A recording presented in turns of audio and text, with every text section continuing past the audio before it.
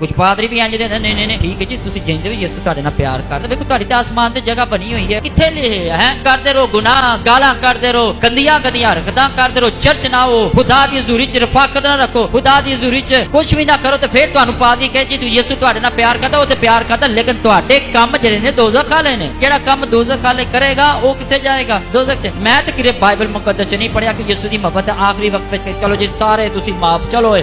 सारे तुसी जन्नत च चले जाओ पादरियां दे अंदर इन्ना दम नहीं है कि सच्चाइयां लोगों को दसन डरते ने मैं गल सही करना जान बुझ के जेडे इंज लोग करते हैं उन्होंने को बहुत ज्यादा हिसाब लिया जाएगा यीशु ने नहीं कहना हाँ कलीसिया ने बड़ी मोहब्बत की तू किसी ने जान नहीं दिता वेख ला तेरी कलीसिया विच कोई भी नहीं उगया यानी कि पादरी कहते मेरी कलीसिया विच कोई ना जाए किथे ना मेरी कलीसिया टुटे ते ना कोई आसमान ते जाए जो कलीसिया नूं खुदा यीशु ने आसमान ते उठाना उदों ने मोहब्बत वाला खुदा नहीं होना उदों ने जज करना।